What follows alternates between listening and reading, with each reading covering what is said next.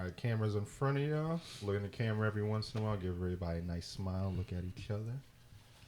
All right, That's ready? gay. You want to look at a room full of niggas? Yeah, I'm not doing that. Love y'all too. Crazy. I didn't start yet. that- Looking people in the eyes. Like, You that's said crazy look work. niggas in Oh the wait, eye. before we start, what is are we like cussing? Or... Yo, it's free, man. Yeah, it's free. If you need me to censor I'm not gonna something, cuss. I'm trying not if to. you need me to censor something and make Kendall do more work, go ahead. Yeah, we can avoid like the hard R, yeah, things like type that. Stuff, Yeah. Nah, I feel you. All right, cool. Ready? Yeah. Are we recording now? We can start once. Yeah. No, I'm saying it's already recording right now. I just want to make sure we have proof that you wanted niggas to look each other in the eye. We didn't even do an intro yet.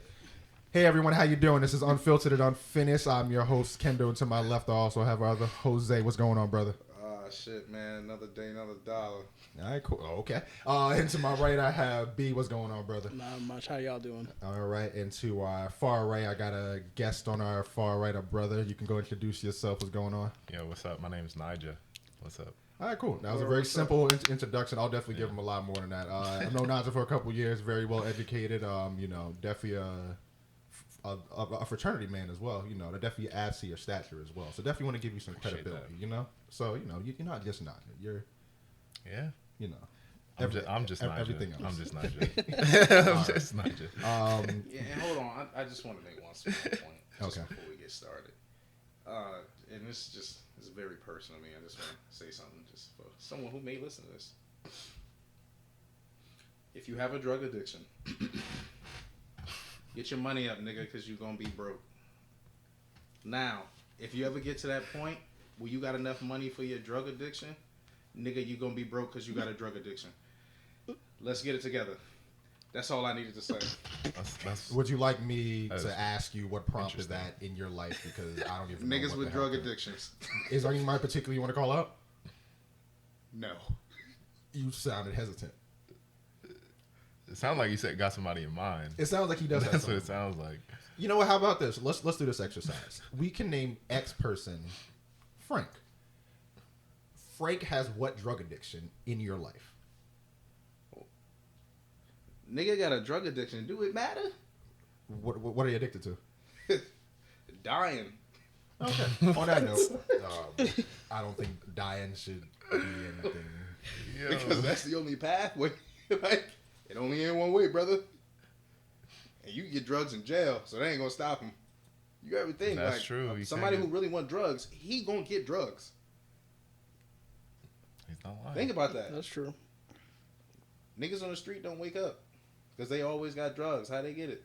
They look poor. They rich in spirit though. I mean, I saw this one quote. It was like, I forget what it was exactly, but it was basically along the lines of like, drug dealers wake up broke. I know drug addicts wake up broke and they still find their way to drugs. It was like, you gonna let a drug addict out hustle you? Every single You better time. get to the money. Every I was like, dang, bro, he's right. Oh my god, bro, that was the realest shit I ever heard. Oh my god, yo. Shout out to drugs. I don't know. Go ahead. I don't think we should be No, shouting that's out not that. shout out. On this Hustle hard. Yeah, hustle harder. On this podcast, we definitely support the hustle. We definitely support the grind, and we support recreational drug use used within verifiable amounts prescribed by a doctor or within proper serving doses. Whatever the FDA says. This nigga's the Surgeon Exactly. General. Whatever the FDA says. On that note, before this gets any more topic than this had to even get in the first place.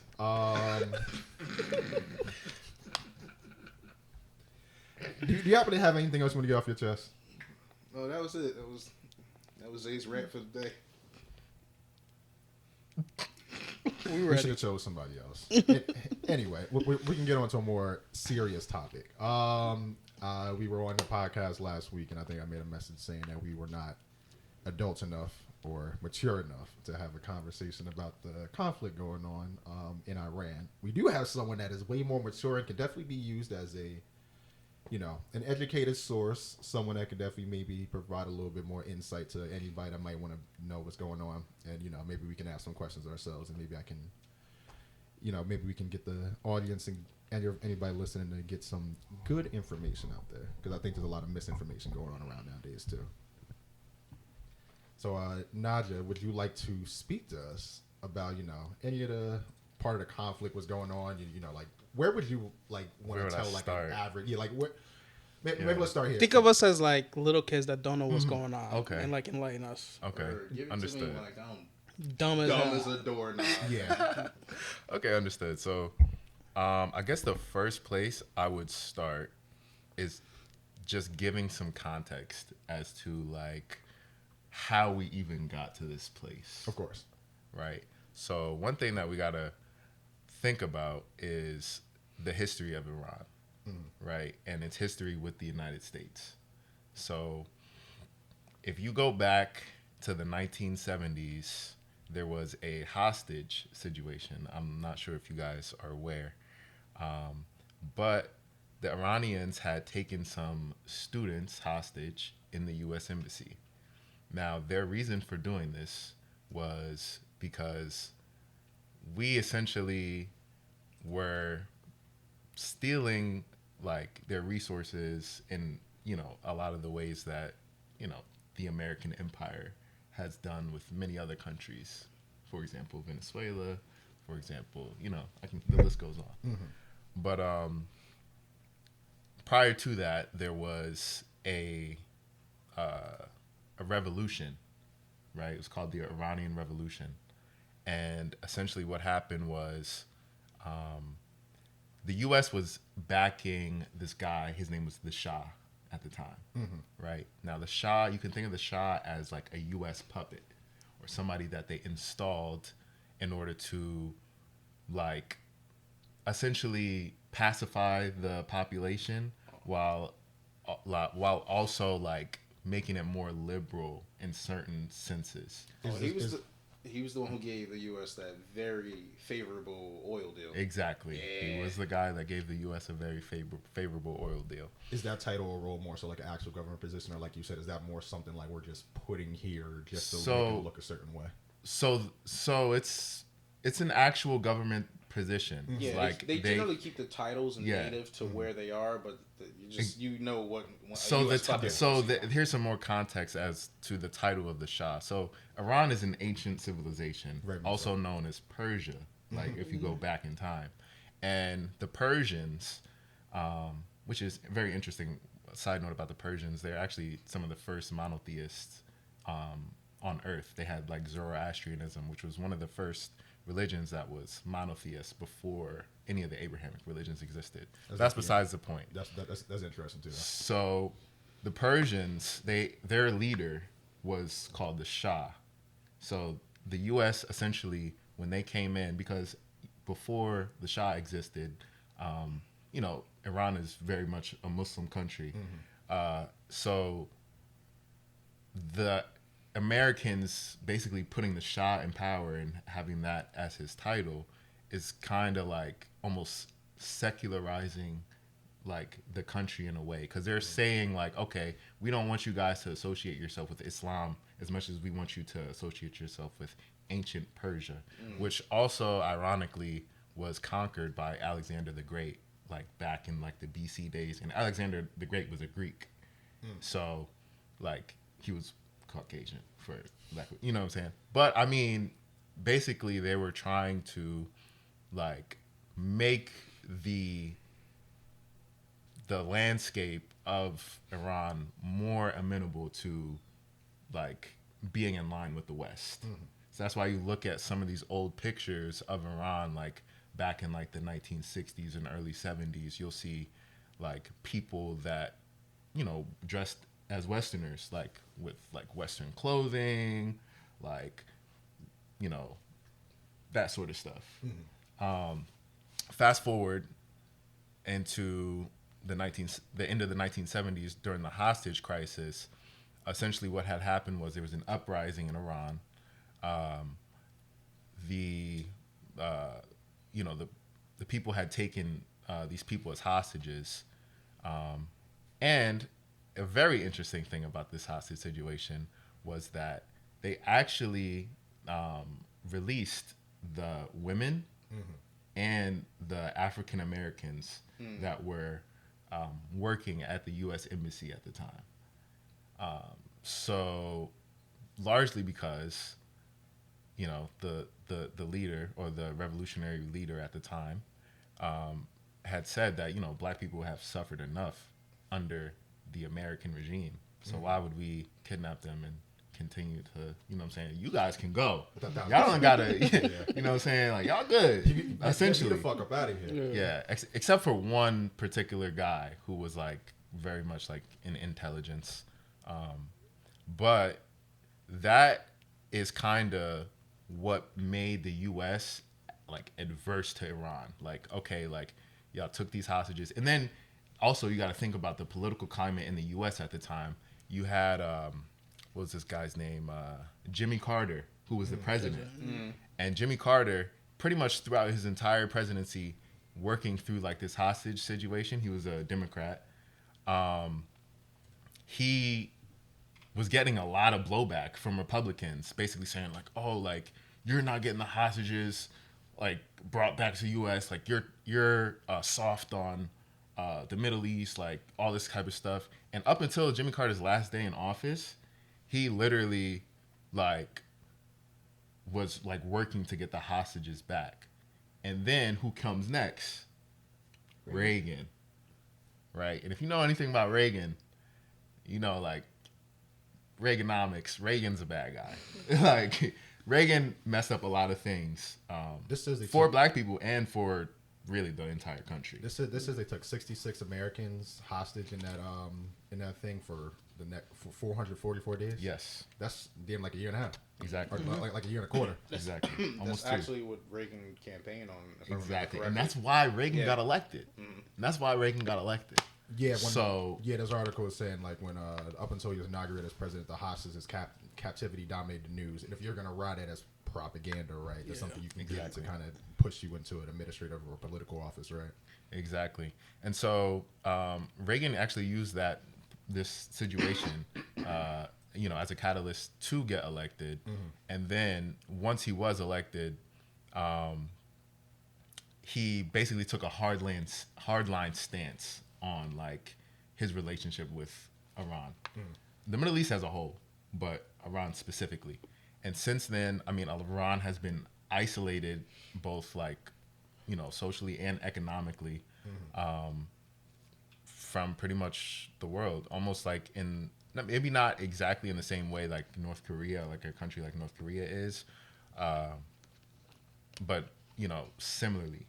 So that's kind of how, that kind of lays the groundwork for modern Iran. Like after Iran's revolution, that's when the Ayatollah comes into play. So then you have, you know, the Ayatollah, he essentially makes Iran more Islamic.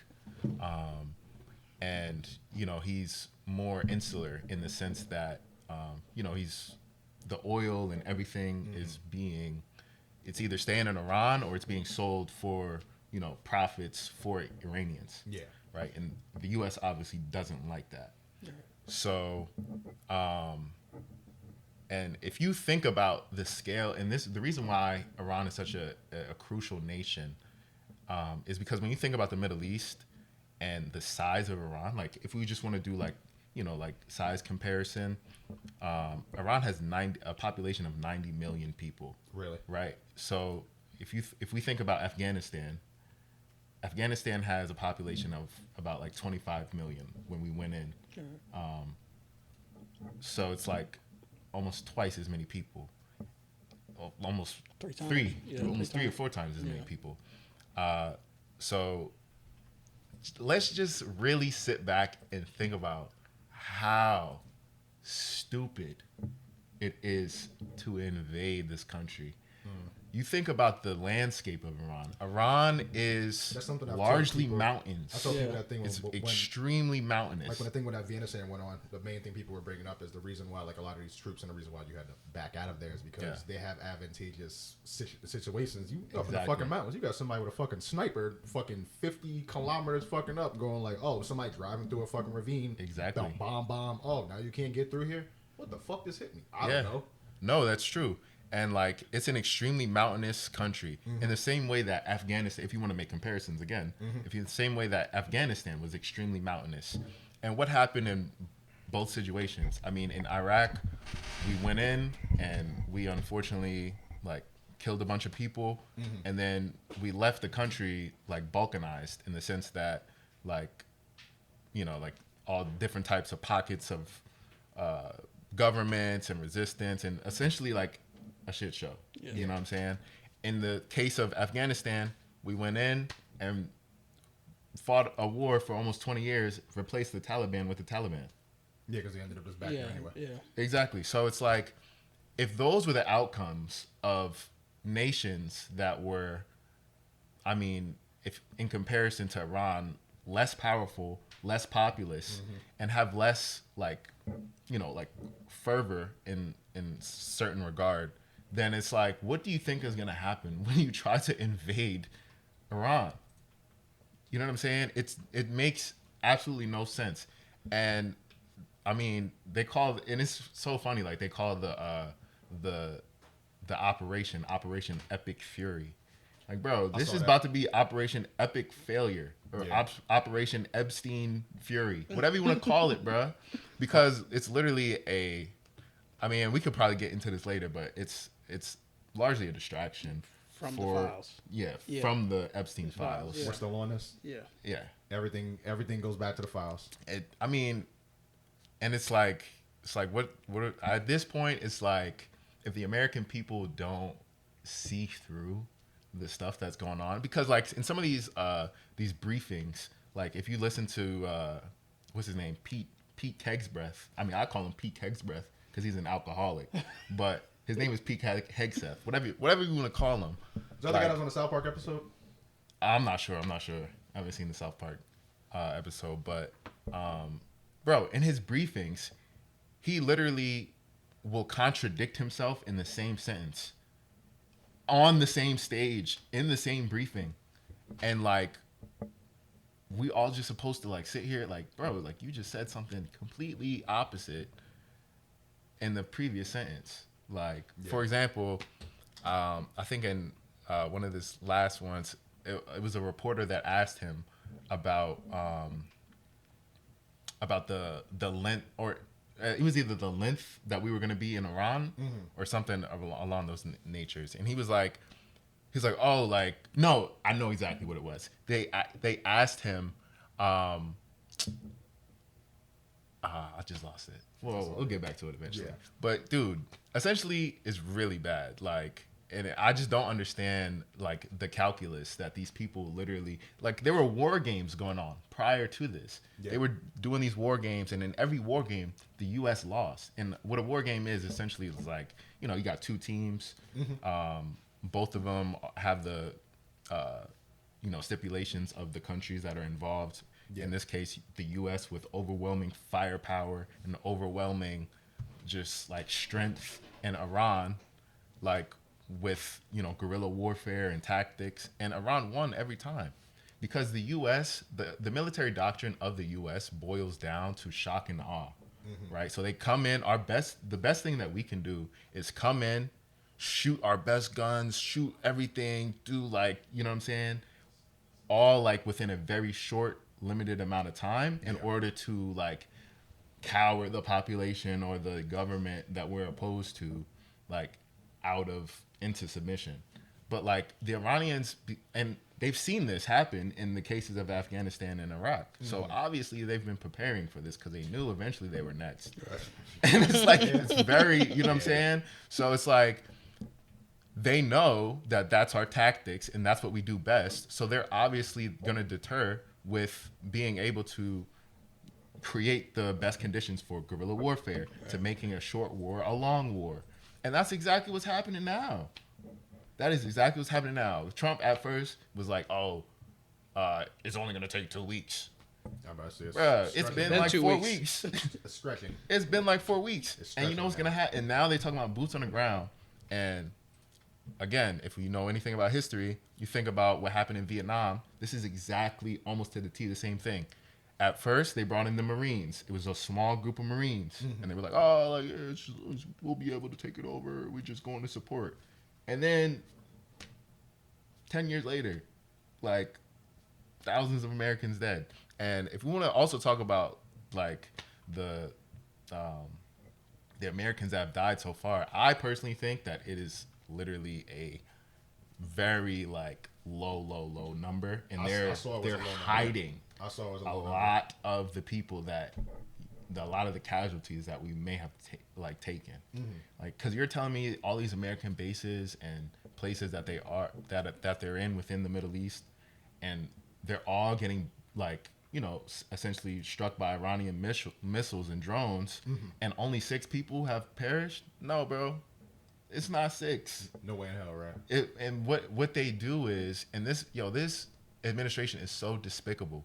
What they'll do is, if there is a casualty or somebody who's injured, then they'll, you know, like obviously take them to go get treatment. And if that person happens to die or succumb to their injuries, then they'll say, oh, it was like a complication in surgery, or like it was a combat unrelated to combat. So this way is written in the sense. So it's like, oh, it's not exactly. Like, no, bro, he was injured because of a military operation.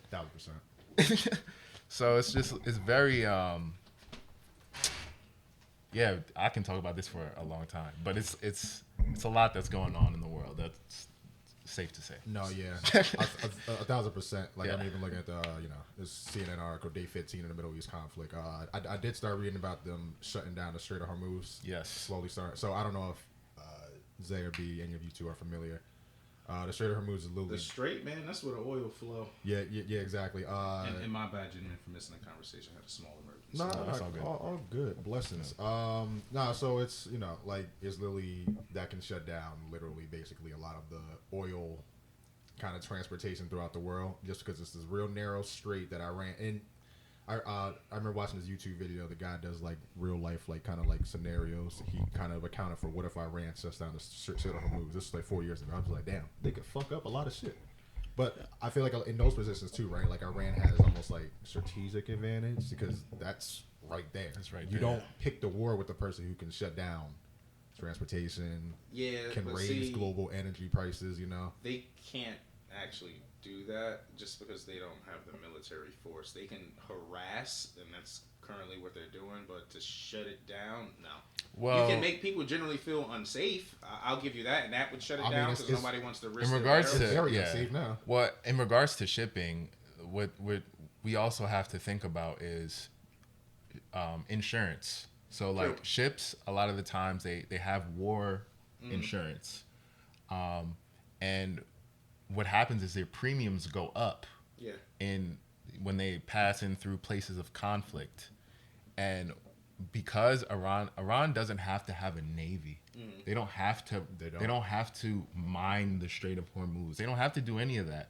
All they have to do is create an environment which is unsafe enough that insurers don't feel like they want to take the risk. Yeah. And that's what's happening right now. That's why oil prices are going up. That's right why now. gas is. Yeah. It's not because necessarily like ships are like getting attacked or whatever. It's just because it's a war zone. It's like it's as simple as that. And the war risk insurance is not worth it. And even going to what you were saying about them classifying some deaths as something else, right? And we've been looking at this. They identified the 6 people that they said were killed in a plane crash, right? And they're saying, it was not due to hostile fire or friendly fire, right? Yeah, friendly fire. So you're telling me, and there was also like wording matters in a lot of situations, right? Wording is almost like, why did you add this in there? Because even if it is friendly fire, almost like, okay, so something was in your airspace probably. If you got shot down by accident, because sorry. Kendall, you need to understand that Americans don't die in foreign countries. And that is the only thing you need to believe. We can't Americans die. do. It's impossible for an American military person to die in a foreign country. Yeah, I agree. It's impossible. Oh, okay. Like, dude, they don't die. They just live on in Yeah. spirit and legend. Yeah. Americans don't die on foreign land. And if an American dies on foreign land, they always come home. Jeez. Yeah.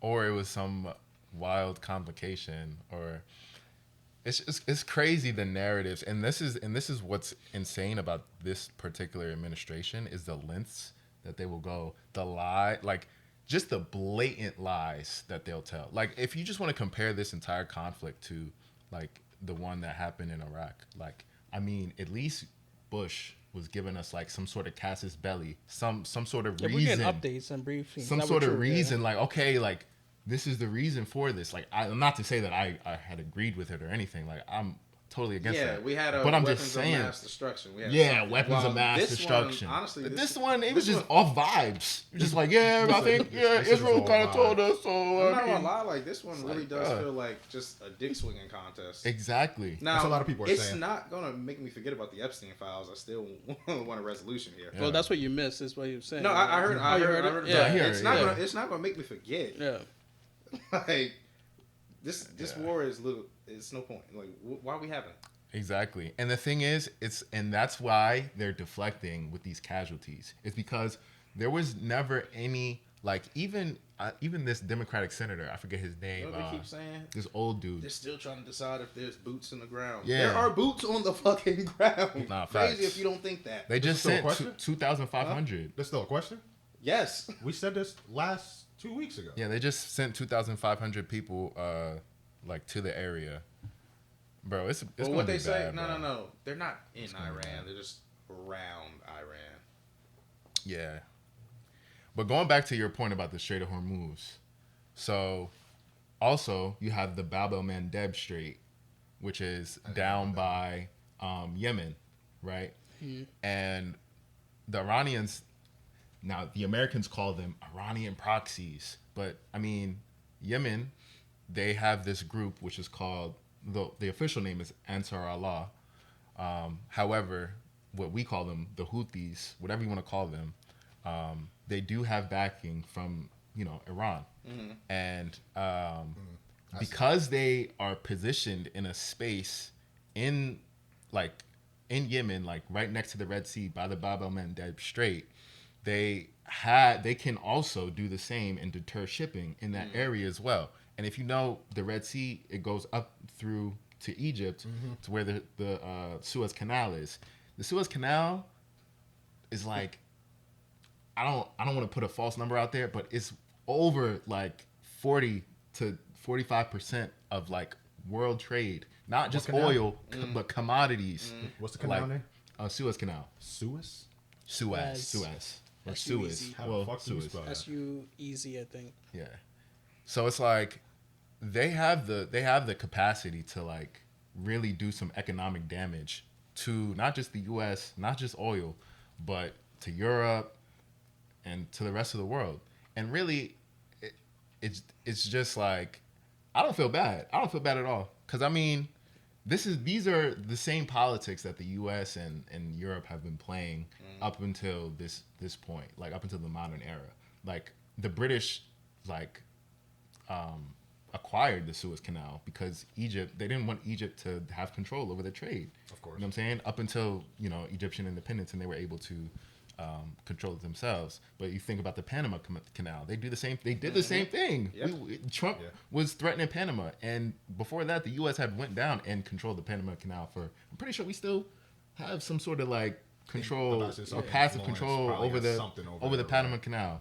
You know what I'm saying? So it's like, all this is game. That's why I don't feel bad, nor should anyone else. Like, about, like, you know what I'm saying? Like, but trade is going to do this. They can go around, bro. They can go to the Cape of Good Hope and then go up and still trade. They can. He's not wrong. We driving. It's fast and it goes straight. Yeah. Always. Yeah. Exactly. Yeah. But, So like a lot of this transportation, you're saying, not saying Iran's not affecting a lot, but we're saying, there are options. Is this they're costing more money. Who wants to be cooperative, right? Exactly. More distance travel is more money. Higher upkeep, higher fuel, more crew. Depending on where you're going, may need more protection. Like I'm even looking at this, whether this is true or not. We're going off of Twitter. Iran allows the following countries to use the Strait of Hormuz: Pakistan, China, Russia. No. This is not a good account to get in. Flag on the bottom. Well, and then that's the thing too with the disinformation and everything. You also have to think. That's why I started with that too. So there's also Twitter is also, you think about who owns Twitter. Obviously Elon Musk. So he's gonna tamp down or like There's not a lot of flag user-based things content on Twitter anymore. I mean, no, there's still user-based content. I would, Twitter is still the source. You just gotta know Like how something like this is what we you have to look know at how to music. navigate it. You know But what I'm saying? You gotta Like take it with a grain hopefully of this salt. is something that actually happened, not somebody spreading something, but maybe. Like these are the videos people are saying like you can share nowadays in 2026 because people have access to technology and phones. yeah, People can but actually see like even in this back. you have to because this could be a true video, but it could be a true video from 10 years ago. 1000%. Yeah. But no, like Twitter's a great resource, but you do really have to know how to know what's a shit post. Yeah, because what to look. It's not like Reddit, like where it's like a shit post. A shit post on Twitter will look real professional, like real news. But no, I would say like in terms of like kind of blocking the content. Naj, I'm seeing like a fair amount even from the Iran media pages. It's like it's there. You have to click on it once or twice, and then how the Twitter algorithm works. You click on something 3 times, it's gonna flood your timeline. So I mean, it's you have also, to engage with it to actually see it. Yeah, it's also the fog of war, right? So it's like you also got to realize that the U.S. obviously has its propaganda machine, and Iran also has its propaganda machine. I was about to say I saw the so Middle East has. You look at my timeline, you can see them both compete, and they're both shitty. I'm about to say I saw the Middle East has their own like news conglomerate. Al Jazeera. Oh no, Al Jazeera is a great source. Al Jazeera is like they tell the actual truth about stuff a lot of the time. A lot of foreign news is very truthful and straight. Yeah, 100%. That's usually what I look at. Honestly, Like you talking about CNN and like just now I was just watching a press conference of Pete Kegsbreath. Pete Kegsbreath. But I was just watching this man talking about how we're gonna change CNN. Like we're gonna make sure that we get the right person in CNN, and you know what I'm saying, so that they're basically pushing like a similar narrative as to like Fox News.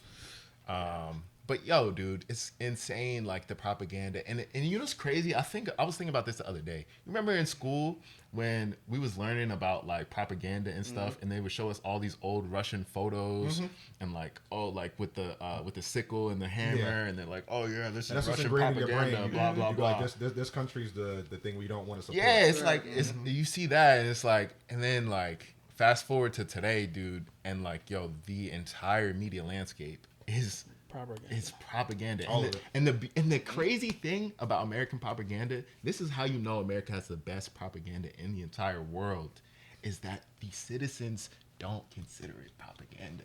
Yeah, they call it news. Yeah. We don't even. It's not Yo, even like in other places they know. Like, oh yeah, don't listen to this. Like, no, bro. Here, especially boomers, bro, you got like these like 75-year-old people like, oh yeah, watch CNN. Everything they say is true. They never call it political opinions. They call it political news. Yeah. These are the facts. And that's why it's an American thing, because we got this bipartisan shit going on over here, really, right? It's more so like everything's segmented. Everybody wants kind of their way or the highway, right? I'm right, you're wrong. You want to be entertained? Go on YouTube, look at other countries' news when they report on America. It is hilarious, and we look terrible. Yeah, bro.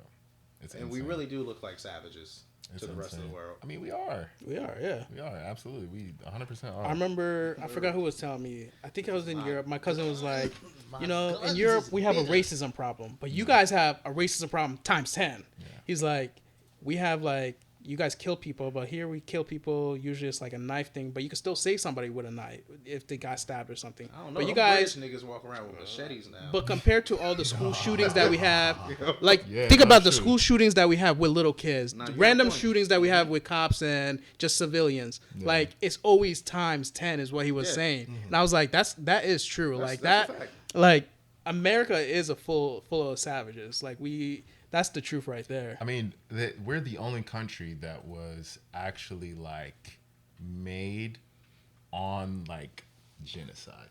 Like some countries have genocide as a piece of their like history, but like, dude, like we're the Native Americans, especially in the Northeast. They're out west. Where? Isn't there a reservation like in the Maryland, DC area? Yeah, but that's it. I know. I get about it. That's it. That's all we know. Even with that, and it's crazy because you hear like place names like the Lenape Trail or like what's that Nantucket or like Mawa, even New Jersey, even Wequahic. It was Wequahic, and it's just like, bro, it's so crazy when you think about it, bro. They came here, they killed everybody, and then they kept the names, or not even kept the names. They started naming stuff like, yo, bro, after you them. Naming it after them, bro. After you killed them. That's some huge op mentality. You gotta be the biggest op. Like, that's crazy, bro. Like, I don't know, bro. Maybe I shouldn't have said that. Tell us more. Because I mean, even given like the historical context you gave in the beginning, right? I think people need to hear that part because even that adds like credence to. Definitely. Oh, that helped me a lot. Why certain moves are made, right? Because somebody might be like, well, why are people acting like this isn't the first time? This isn't. Why are people acting like this is Iran hasn't been a problem? Well, because America's been angling it a certain way for years, right? Yeah. Even like what you were saying, like you go after people's political leaders, like what you're saying, if you don't like them, right? Like what you mentioned, like we literally just don't even have a reason, bro. Yeah, that's the thing. We said what we say. Oh, they almost weaponized uranium.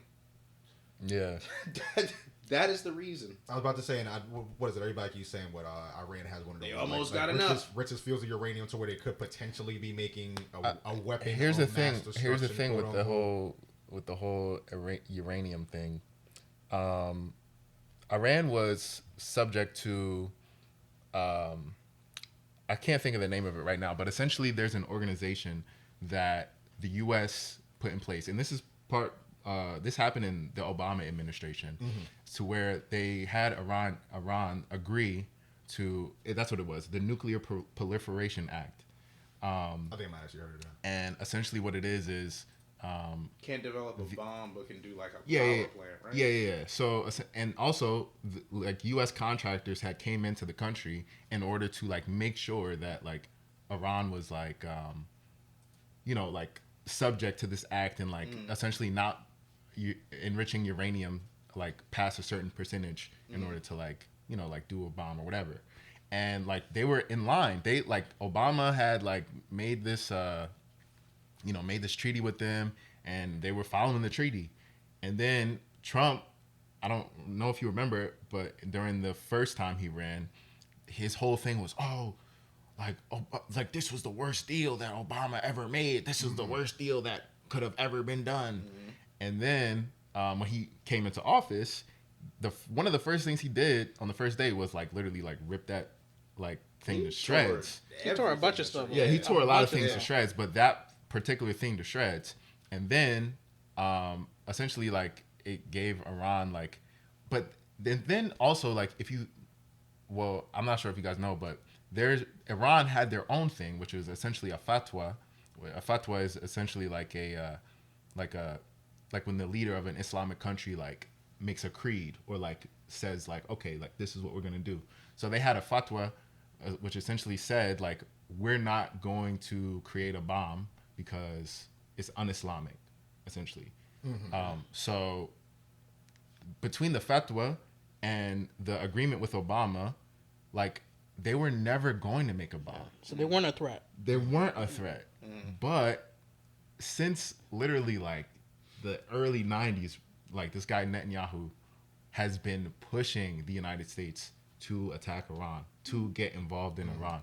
And part of that reason is because like Israel, they obviously have the Greater Israel Project, in which they're trying to like from the Jordan River to the sea, or like the entirety of the Levant area, which they're trying to control. What's the Greater Israel Project for anybody that might not know?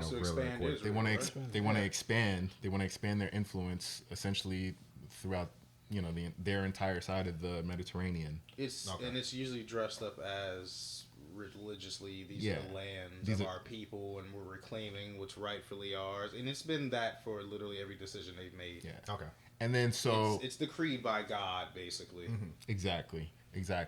And then so because Iran is a place of power and they have like influence, also religious context, Iran is a Shia country, right? And Shiism is like one of the minorities, if you will, of Islam. So you have Sunnis and you have Shias in Islam. Sunnis basically make up almost about 90% of the population of the people that are Muslim. Shias are a very small percentage, 10%, 10, 11, whatever you want to say, percent.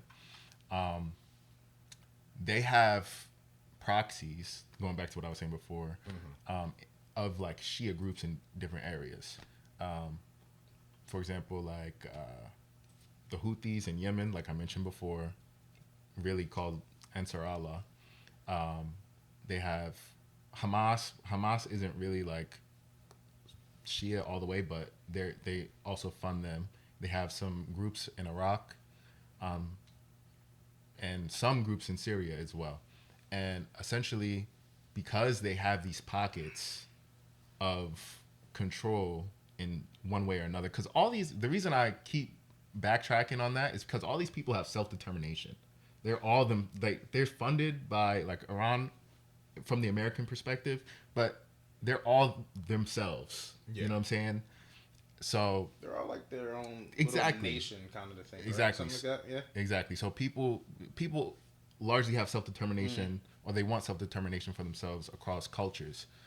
But because Iran has these proxies, if you will, they have always kind of been a threat also to the Islamic world. And there's not the Islamic world, but like what Sunnis want exactly, what they want what they want Islam to look like. I'm about to say, is it more so like a threat to the dominant clan? Exactly. Or they're trying to like establish some type of doctrine that you want to be like universal. Exactly. So there's also a rivalry, all this to say, there's also a rivalry between Iran and Saudi Arabia. Saudi Arabia being, like the most dominant Sunni state, and then Iran being the most dominant Shia state, right? Saudi Arabia holds up the petrodollar, right? The U.S., we have had dealings with Saudi Arabia since like the early 70s. And essentially when Reagan decoupled the gold from the United States dollar, so up until a certain point, like gold, the gold reserve is what made the dollar valuable, right? When he decoupled gold from the United States dollar, he then went to the Gulf nations, specifically Saudi Arabia, and said, you guys need to sell oil in dollars from now on. And the Saudis agreed, right? And essentially all the other Saudi consulate states, if you will, also agreed, such as like Qatar, Bahrain, the UAE.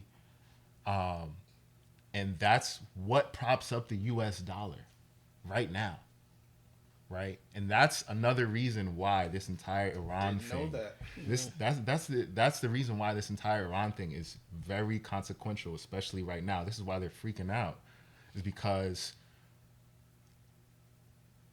Iran is threatening these Gulf nations, because a lot of U.S. bases are in these Gulf nations, and they're like lobbing missiles at them at this moment. Not only is it making it volatile for like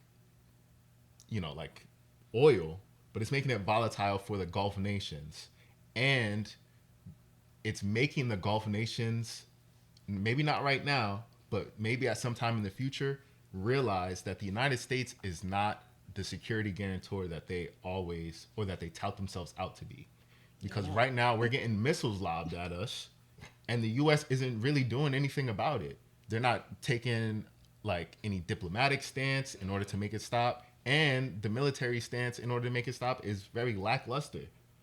So what's going to end up happening, and what I kind of predict happening, is the Gulf nations are going to say, okay, the U.S. is not the security guarantor that we thought they were. Maybe we should rethink the petrodollar. Maybe we should rethink selling our oil in dollars. Every country right now has to acquire dollars to buy oil. That's what makes the dollar valuable. So if the Gulf, that's what I'm saying. Crazy deal. if the Gulf states say somebody cooked that one up in a fucking who blender, the yeah, fryer. Reagan. Reagan Reagan. blender, boy. Reagan was going crazy. Yo, So I want a piece of everybody. Yo, for real. You got a vehicle, you got industry, you got people who need food. I'm gonna need a piece. That's how it is, bro. Hey, and yo. if Reagan and so essentially what I think is going to end up happening is the Gulf nations are going to start buying or start selling oil in yuan, or start selling oil in their local currencies, which will then make the world more multipolar in a sense, to where it's not just the U.S. dollar that holds the value. Yeah. It's going to be the yuan. It's going to be all these local currencies and everything. I mean, I agree with that, because wasn't there an issue? Well, not issue, but when Biden and Kamala were in the office, Kamala went on a tour to Africa for that specific reason with the dollar value. Yeah, she did. I forgot about that. Yeah, she did. Right? Yep, absolutely. So I'm thinking, all like, politicians aren't bad. So essentially, America's just afraid right now that other nations, other countries are realizing we're not as strong as we are. Yes. And I know the original reason she was in Africa is because they were already afraid of China, and they were afraid of their value, because China is already in Africa. China is all up in Africa. Bro, I was in Africa in 2016. Yep. I don't know where we were at. There was a Chinese lady had a stand selling whatever. She was speaking our native dialect. This lady, I could understand it. I can't even speak it. Really? Yeah. She was speaking our native dialect. I couldn't believe it. And I asked, and I was like, "This is what's going on?" Yeah. And they're like, "Yeah, they're all over." I was like, "All over." So I think a lot of our issues right now, well, the way that this administration is acting, they're in fight or flight. They're essentially afraid of everybody else realizing the dollar value is not that strong. Yeah. And they know America is not that strong either. Yeah. And it's funny because we call China the paper tiger when we are essentially the paper tiger, because our value is largely military assets, right? Mm-hmm. And the Iran situation, and really the whole situation that has been happening within the last 20 years within the Middle East, is debunking that our military is untouchable, superior to the point where it's like, oh, like we can never lose. We've lost like twice already. With this whole Iran thing, this will be like 3 times. And we are the paper tiger that we call China, like, in being. You know what I'm saying? Because China, like you said, has all these investments in Africa. Right. I have a very similar situation in my country in Africa, right?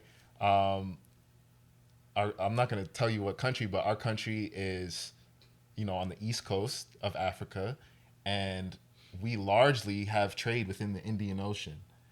So, the trade routes have always been there, and now the investment is very much there as well. China, the beautiful thing about China is they will come to a country and not try to change your regime. They don't. Mm-hmm. They don't care about the political climate. They don't care about the political climate. Really, they're trade maxers. They're trade maxers. Yeah. They say, "Oh, we'll trade with you. We'll build your infrastructure. Mm-hmm. Oh, you need a bridge? Got you." They basically say, "We will put it together. We just want a piece of it." Yeah, we just want to be here. That's it. Meanwhile, what's our MO? We'll not even money. Oh, we'll destroy whatever you need. We'll bomb whatever. It's a bridge. Bomb that. Yeah, we'll blow that bitch up. Exactly. So it's like, bro, the value's not there. One of the problems with America is that we don't choose opponents that are on the same plane as us. Like, no. I'm sure militarily we're way more superior than Iran, right? But you can't beat a people in their native land that's gonna die about that shit. Exactly. You can't, like, if we were to go to war with China, let's say we get the upper hand eventually, because they have the similar thinking to us, we need to preserve the people at some point in order to recover. There's gonna be some option where we'll give here's a treaty, we'll give some one-sided ass deal, and then as all countries do, we're gonna work our way out of it. Yeah. Or we're gonna there's some gray area that we can use, and there's not shit you can do about it because you're not gonna want to go to war again, right? We're attacking countries where they like, hey nigga, pull up. Yeah. Keep coming. Yeah. Oh, you got more missiles? Yeah. What's that gonna do? Like, yeah. we're gonna keep coming. And that's the thing about it. Also, like going back to kind of when I was talking about the sectarian kind of piece, like Shiism is very rooted in martyrdom, right? So Shia Islam, some of their like main patriarchs, if you will, have been martyred. So when we came in on day one of strikes on Iran and murdered the Ayatollah, which also, side note, was just replaced by his son, whose name is very similar and is also an Ayatollah, which is just hilarious how we replaced the Taliban with the Taliban and the Ayatollah with the Ayatollah. But anyway, so murdered the Ayatollah and then made him a martyr for a community which is very steeped in martyrdom. And that's something people don't take into account, right? You literally did something that is usually I don't want to misspeak, but usually prophesized or usually kind of said like this is what'll happen, or this is how you like garner that nation together. What it is it garnered him a higher so much level of respect that it gathered the nation around him. People rally around the flag in the sense, if you want to talk about it from an American perspective, right? It's the same sort of thing. Like people are, because before this, there were protests in Iran, right? Now, whether those protests were, had outside actors in them, that's a conversation for another day. But there were protests in Iran, and people were revolting against the government for one reason or another. But when you do something like kill the president of a country, everybody's going to rally around the flag. Doesn't matter what you was mad at before. You killed somebody in the highest office.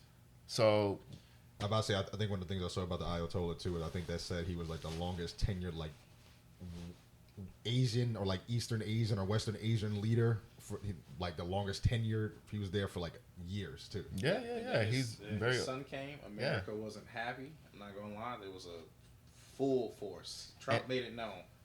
Yeah. But here's the thing. I believe these news reports are accurate that the son, current Ayatollah, is injured somewhere. But I think he's still well alive. That's now the problem. You have a nation that can hide a man anywhere. 36 years who, and no 6 matter months. where he goes, where he hides, he can always reach the entire nation. Yeah. America can't do that. A radio go down, you think I'll be able to find out what happens in California? Fuck no. Nah. Like once the communicate, that's it. Iraq, he gonna be on the other side of the country, telling niggas on the seaboard what to do, and they move like that. I don't understand the network, but it is strong. Yeah, and so the IRGC, which is the Iranian Revolutionary Guard Corps, it was made after the Iranian Revolution, right? So the structure is very decentralized in that because of the revolutionary, like how it was born, because of the revolutionary fervor it was born in, everybody is on the same page. Not in the sense that like, oh, like you got like your random high school kid from America who just joined the military after a certain age and was like, oh yeah, I think this is cool. Like, no, like these people have been bred in the culture of revolution, of cohesiveness, of being on the same page. Yeah. So if you take out the leader, they're just going to replace him with somebody else who has the same exact mentality. The thing about it, it's not like most places there's immediate infighting. It's just groupthink. Yeah. And how fast they do it is insane. So it's like this goes back to my original statement. How stupid it was to invade this particular country is just undeniable. Like, of all the countries to invade, this is probably the worst one. like, bro, like you're not gonna win. You're not going to win, bro. Yeah. Even if the shock and awe thing like worked. No, I'm serious. Like you can bury the cities to the ground, but if somebody in that city can stand up and walk, they want smoke. Yeah. Yeah. And that's like cultural. That's deep. It's the men. It's the women. It's the children. They gonna die about their home, and I respect that. Yeah. No, it's You very. gotta think it's very half of respectable. Americans, half the country start burning. They don't give a damn. Yep, Europe, like they leaving. Yeah. I mean, in Israel right now, they're forcibly like holding back their population from leaving Israel because obviously they're getting bombarded by Iran right now, and the people, the native Israelis that are so native to the land of Israel, they're trying to go back to their countries. Yeah. They're trying to go back to Poland. Yeah. They're trying to go back to Great Britain, Brooklyn. No. Real talk. Look at the population for Israel. A lot of them are not Israelites. Yeah, they don't exactly. And the thing is, the pain tolerance tells it all. The pain tolerance tells it all because you're bombing Iranians, you're bombing Palestinians, and these are the same people that refuse to leave because they are actually from the places that you are bombing. And Israelis, the moment they start to get a little bit of pain, the moment they start to feel a little bit of gotta blast. They gotta get out of here. It's like, dude, that's the thing about it is like we're seeing all this happen on Twitter.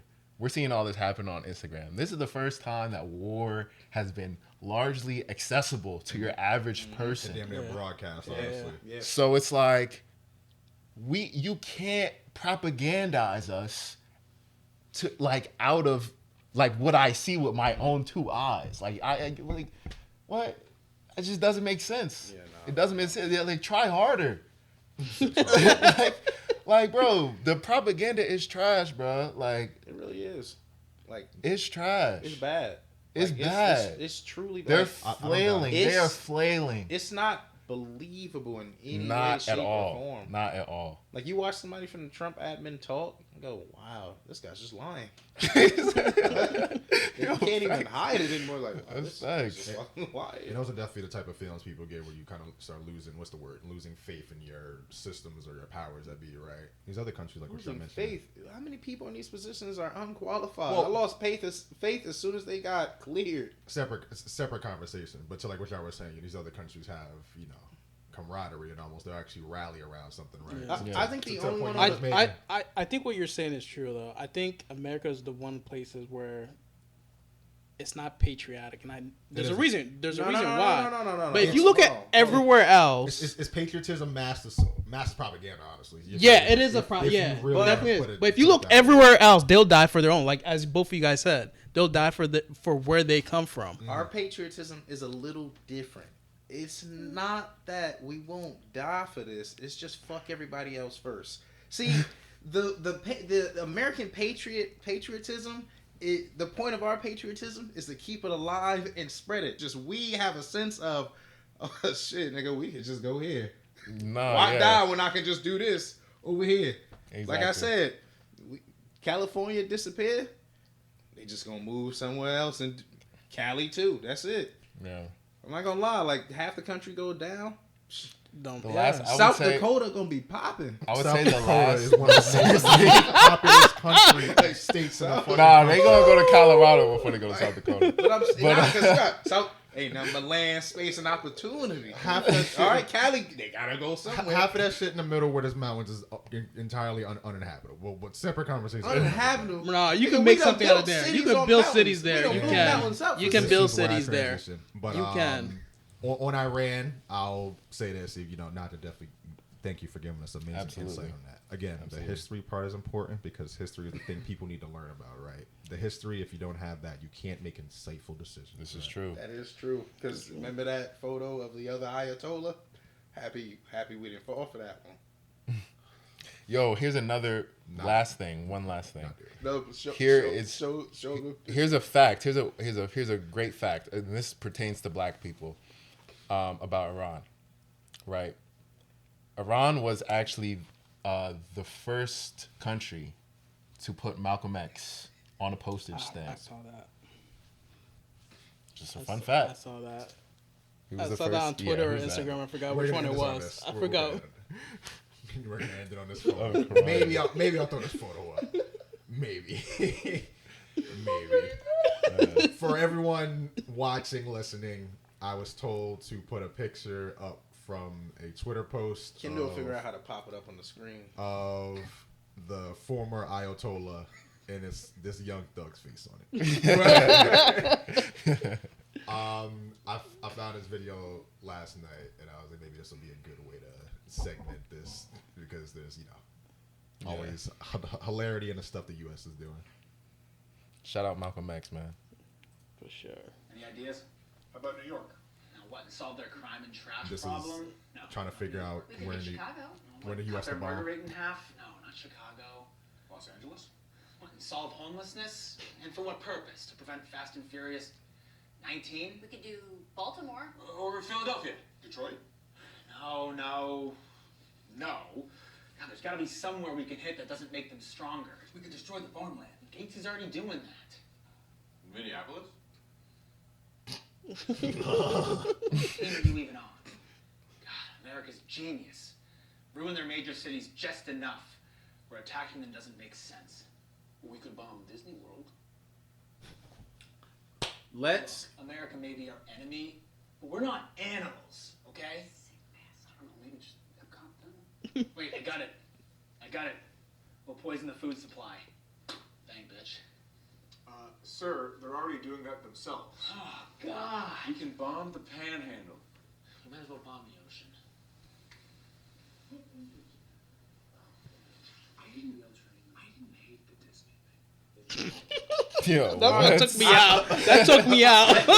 Thank you for reminding me. I would like to bring up this point. The World Trade Center was an absolute tragedy. But if you were to bomb Disney World, the nation would weep. Really? I think so. Not me personally. I care nothing for it, but the nation would weep. That would be the greatest American tragedy that we know in this modern day. Bomb Just, Disney I World. could see the propaganda of the castle burning now. It'd be etched into your souls. Your children would know about this. There'd be a chapter in a history textbook called the Disney World Tragedy. Disney World gets bombed in the result of the Iran War, and everybody's That is the sick and greatest upset. target you could hit in America. Not a financial institution, Disney World. Are we sure that there's nothing else? Nope. Disney World is what America stands for. Is it? I mean, I think it. Being big, being overpriced, being slightly entertaining, and making money. And then at the end of the day, leaving and doing that shit all over again. That is Disney World in a nutshell. And it is what America stands for. Wow. Shout out to Walt. We need to respect him. He really had it worked out. Yo. Not Walt. He really, he really had that shit figured out to a T. He made a product that can't fail. That's true. You put it in another country. What does it do? Succeed. Everybody gets a little piece of America. But we gotta let them. It's the American way. We give them a piece, can't give them everything. Yeah. That's why we got Disney World, and they all got Disneyland. Gotta let them know. You can't give them everything, Bill. That's a trade secret. Every version, Mickey just a little off. Eyebrow a little to the left, smile a little lopsided. Have you ever been to Disney World? Fuck no, that shit expensive as hell. I haven't either. Okay. Or land. Yo, I was never like a Disney kid growing up, so like I really have no attachment to it. Like I don't care for it. I feel that. Like I don't understand the Disney addiction some people have. Like definitely went to school with somebody and like Disney was her life. Do you remember when we was kids and like, not to go off tangent, but do you remember when we was kids and like, Nah, this is what girls, this pod is for. Talk your shit. And like girls used to be obsessed with Minnie Mouse. Yeah, I don't understand why. Bro, I remember people used to have Minnie Mouse tattoos, bruh. You don't remember What? that? No. It was Minnie That Mouse. or Tweety Bird. Ah, yeah. Everybody was obsessed with Tweety Bird for some reason. Yo, go look Tweety up Tweety Bird. Bird tattoos. I was bro. like, bro, Tweety Bird, fucking Tweety how Bird do was we the like hood Tweety obsession. Bird? Like, I don't get I it. was confused. Tweety Bird tattoos, Exactly. Tweety Bird drinks. Clearly Sylvester was that nigga. But No credit for nothing. You saw Tweety Bird airbrushed on every single fucking verse. What? Yo. Every single fucking pair of What a pants, time to be alive, every bro. fucking Triple That's X what we t-shirt. missing, It was man. the same We gotta go three back. things. Yeah, we gotta bring Tweety Bird back. Tweety Bird, Minnie Mouse, paw print. Yeah. The paw print, I do remember that. Classic. Oh shit. Fucking paw print. It's a classic. Can't go wrong. Speaking about not Didn't Eve have that? Eve? Yeah, Eve. She got Eve that. got She had the paw print, joint, right? what about Yeah, tooth? yeah, That's how you remember her? yeah. Yo. Anyway, I'm joking. I'm joking. that's I'm joking. that's your personal book. I'm And joking. on that note, I remember her off sick. of Barbershop. Barbershop. You don't remember her musical career? No, she had Oh, one okay. good song. All She had right. one No, good song. no, She had no. one good song. All right, we just gonna go ahead and slide, Pat. No, actually, Bill, I won't let you do that to one of our better artists. Ah, shit. Hold on. I will not let you do that to Yeah, one one of good our song. better. What was the good song, Bill? Yeah, because you're tweaking. No, hold on, Bro, I'm not like I shouldn't be Nah, you're fucking taken tweaking, seriously for music and any artistic views. Yeah, so let's correct you now because that's disrespectful.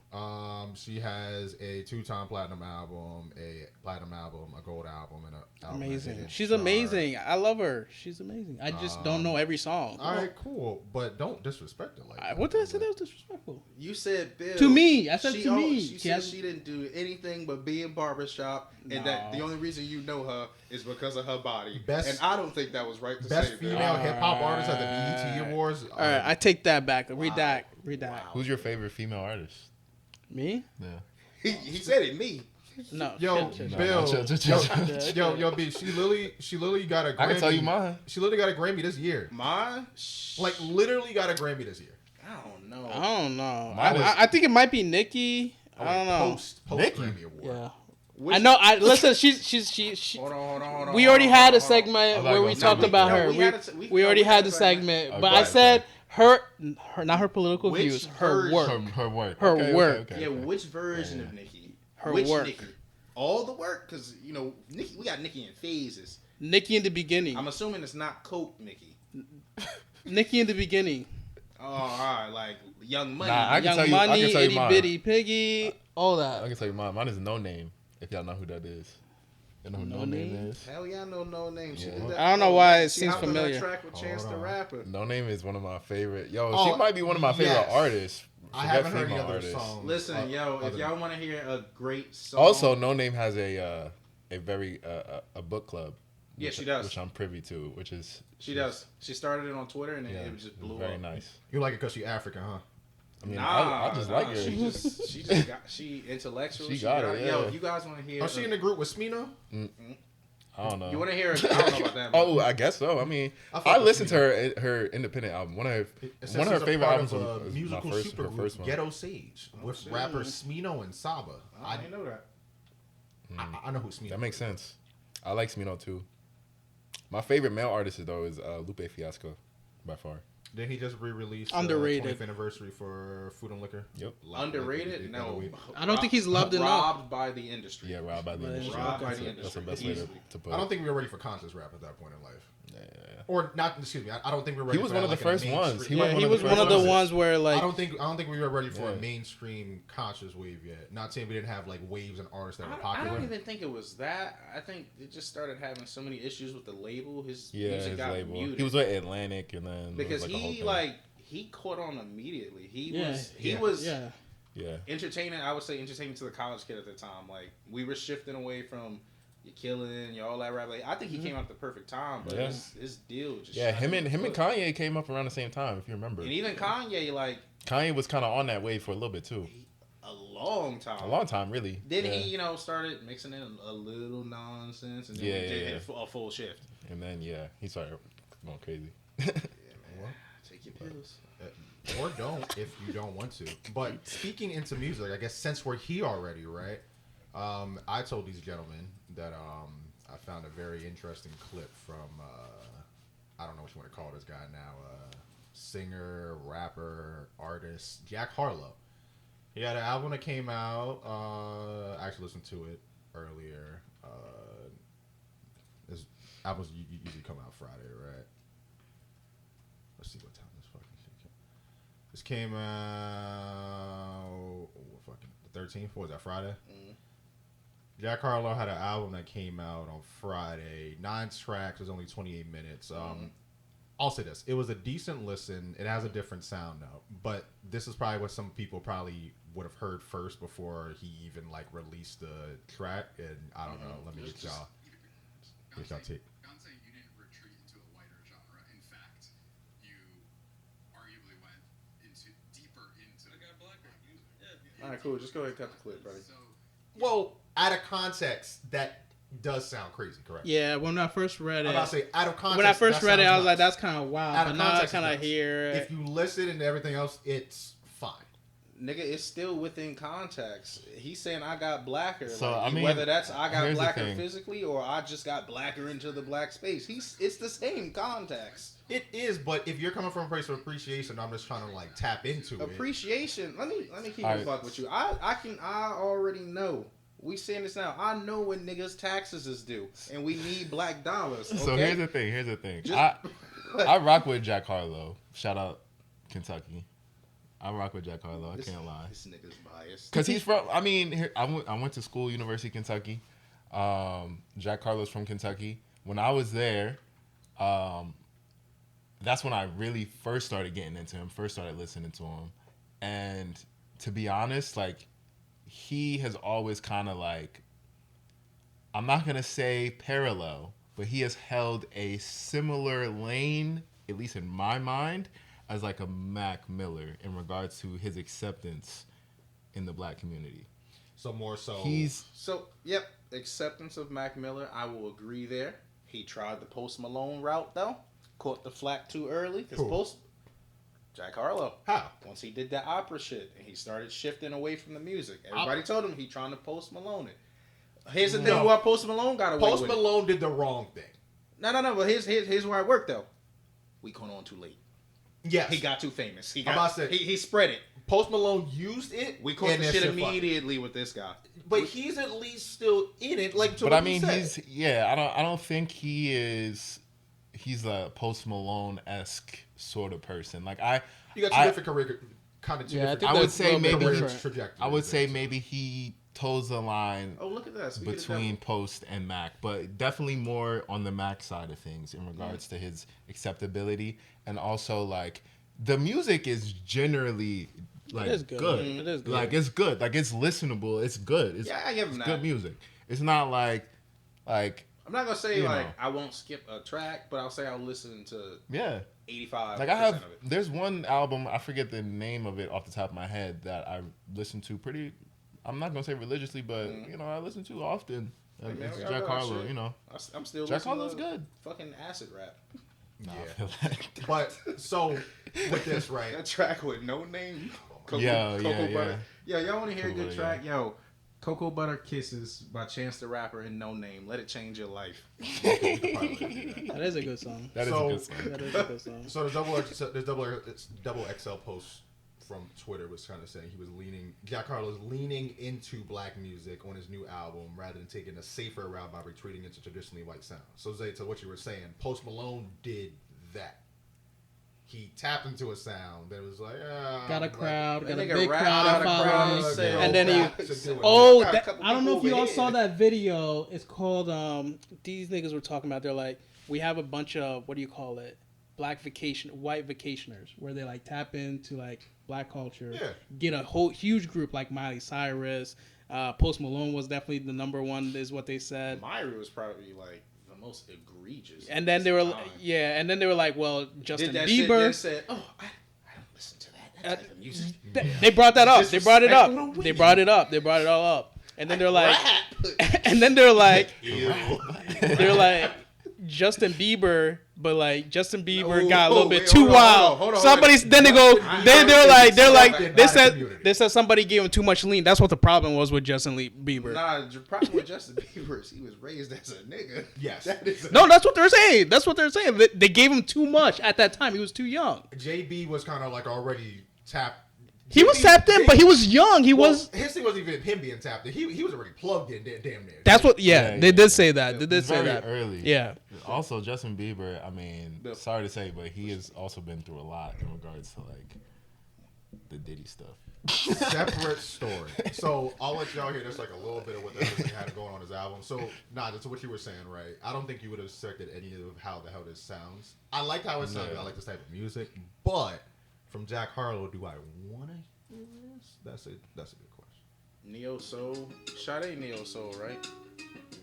Sade? Yeah, is she Neo Soul? She's more like just like R&B. This is what he's soul doing. Sort of thing.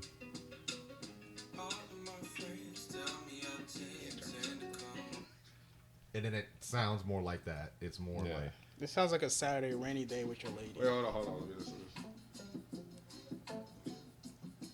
Trade Places by Jack Harlow and Monica. Hold on, let it drop.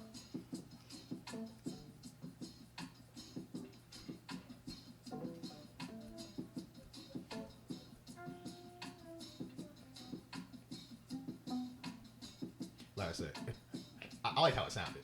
But I like this. I don't want this from Jack Harlow. Yeah, just go ahead, turn. Nah, here's the thing though. This nigga spelled like Anthony. I don't want to hear this. So it's something. It was Hey, something don't play with it's something Anthony I Hamilton. it's something that I could put my finger on. I was like, yo, Yeah, that's why, because you heard it before. it's like, yo, you sound familiar, and it sounds like you're trying to get a certain sound. I'm like, yo, who do you sound like? It's Anthony Hamilton. There you go. See, that's what I talk about. They just be stealing. You just don't see it. No, chill. Right? Chill. I will say though, Jack Harlow. Here's why I rock with Jack. I don't think he's trying to steal it in the sense that like I'm making it my own. Like I feel like he's the type of guy he recognizes that. Black culture is very instrumental in the way he makes music. Yeah. And he's always been for the culture. And even me going to school in Kentucky, like I know some of the people who were mutual friends with him in like high school or like whenever they went to school together back in the day or whatever. So question. And he's always, from what I can tell from those people, they say that he's always been like somebody who's that's what I'm a saying. Like, decent guy. all like, jokes in the aside, culture. like this does authentically feel like him. Yeah. And I can't It's get not- mad yeah. at him for trying to explore other lanes. It's just how we do as a people. Yeah. We've seen somebody do it before. I mean, You heard as we us once, should though not gonna too. forget. As we should though too. I mean, I feel like black people gotta gatekeep stuff a little bit more. We 'Cause, do. I mean, we be letting everybody. You know what I'm saying? We be all like, we trying to be on these awards. For what? We can make our own. We ain't gotta celebrate shit with it. Facts. Not facts. Sinners was the movie of last year. All right. So Let's also say I that. finally saw it. Really? I put it. Yeah, I was putting it off for a while. I still haven't. Really? Yo, It's let me- alright. let me tell you, I feel like y'all it anti. is an amazing. It was great. I didn't see Sinners, bro. I know I saw it. I seen it I don't watch movies twice. like that. You didn't see the baptism at the end of the movie? Sinners was saw great. People ain't even catch on that he was doing the baptism. That shit was crazy. I just wish they changed. I wish that wasn't the title. Yeah, I didn't I understand. just wish it wasn't the title. What I was wish the Sinners title? was not the title. Like you could have made it any What else? Anything. vampires, Not even like or vampire. something. I don't know. I mean, I liked it because they put it, to that it just Louisiana deterred. It lore. deterred a lot of people. Like I was talking to my mom. I was like, I watch this. I, She's like, I don't want to watch no, this. I do know some people, and based off the title, and this is really just that old school black. And even if you're around our age, if you were brought up around that, you see Sinners. First thing you think, I ain't watching this devil movie. That's Yeah. what I thought. That's why I didn't like the name of That's it. facts. Like, and I'm not And it gonna wasn't lie. even about that, to be honest. Even though I wouldn't say I'm like that, being that it was called Sinners, I kind of put it on my I'm in no rush to watch this. This just sounds like I saw it when it came out. because you know what it is. I'm like, we already got something for this, and it's called The They Exorcist. could have called it Twins, Yeah. bro. They could have called it Twins. Yeah, something like They coulda- that. You know what I'm saying? Called it the Bayou Boys. Bayou Boys. Really? What the hell is wrong with you? See, There was once just so you many see ways you could go about it, no, but no, Sinners once you did see throw it, me you off. understand Yeah, that it joke. did. It threw me Yeah, off. watch That's it. why I didn't like the name of it. It did. But I mean, other than that, it was definitely the movie It's of a the good- year, bro. It it's was a definitely good the movie of movie. the year. They trying to say That what they shit- trying to say the movie of the year was something like Yo, I that don't shit was I don't know what amazing. movie this is. I didn't watch it. I've been complaining lately. So right now, and you'll see some interviews or the directing standard is the Netflix standard. So Netflix, all the movies and things they're producing, if you notice throughout the movie, they repeat a lot of things over and over and over again because their films are geared towards what they assume is you as the consumer.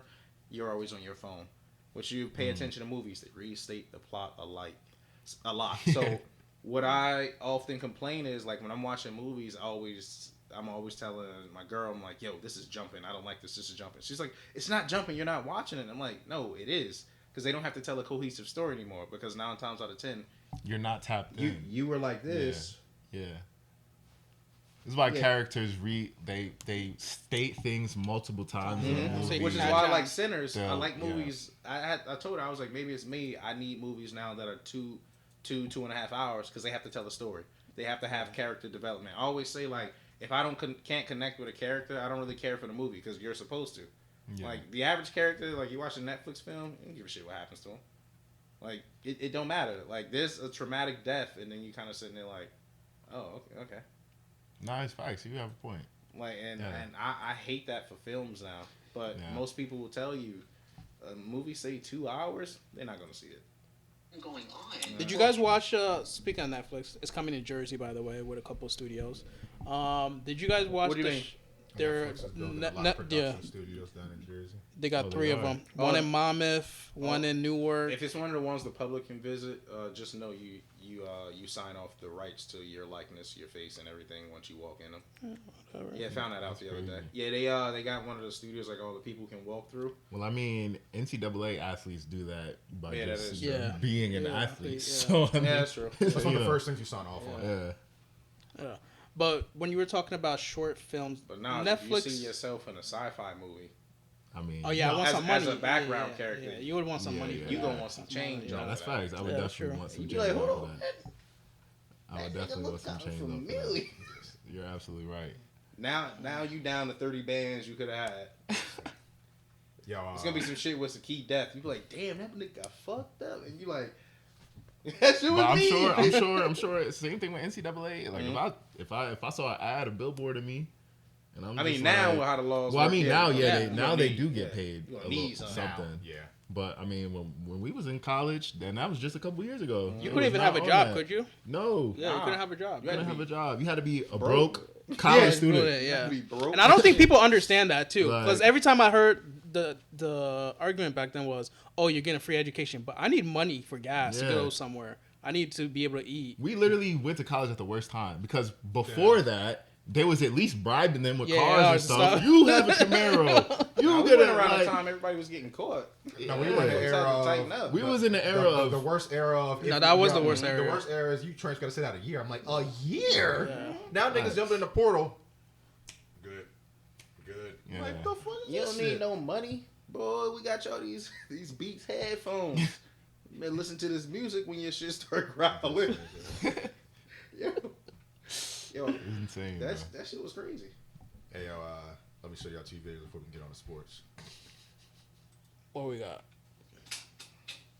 Whatever it is true. Yeah, you ready?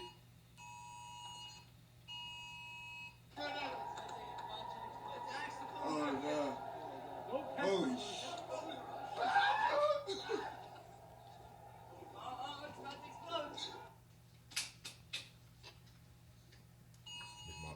Bro, the internet is crazy. The internet is crazy. And then literally gonna transition into sports with this one. You guys have to answer this one. You can only choose one black female sports reporter. Who you picking? Our options are Taylor Rooks, Malika Andrews, Shanae Gumike, Jenerica Owens, Andrea Carter, and Carrie Champion. Oh, this is easy. I'm taking Taylor Rooks. It's very easy. it is. I'm taking Taylor Rooks because like her ability to get niggas to just believe in themselves. Niggas is acting wild these days. Niggas is acting wild. Reporters, who are you choosing for reporting and on-air media skills? Taylor Rooks, because I know I'm gonna have a hit clip. I can use 5, 6, 7 years.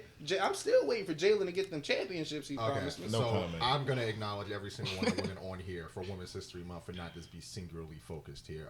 Malika Andrews does do a good job with the mediation on like NBA Today. Yeah, she does a good job. You're worried about the quality of reporter? That's the question. Says sports reporter. That's literally the question. I always talk about who was gonna give me some money. Money. Okay. Always talk about who was gonna grow. Okay, do you want to switch the question for Zay? You can only choose one black female sports reporter to get you a viral. Whatever. You can only choose one black female sports reporter for you to get you a hit viral clip. Who are you picking? Taylor Rooks. That's elite clip farming. What you say? Now to the actual educated gentleman over here. Who are you picking for sports reporting? I do like Andrea Carter. She does a really good job. If you watch her during the women's NCAA tournament, she really knows her shit. Also, she's been coming up on Prime TV with First Take and a bunch of other shit. Mm-hmm.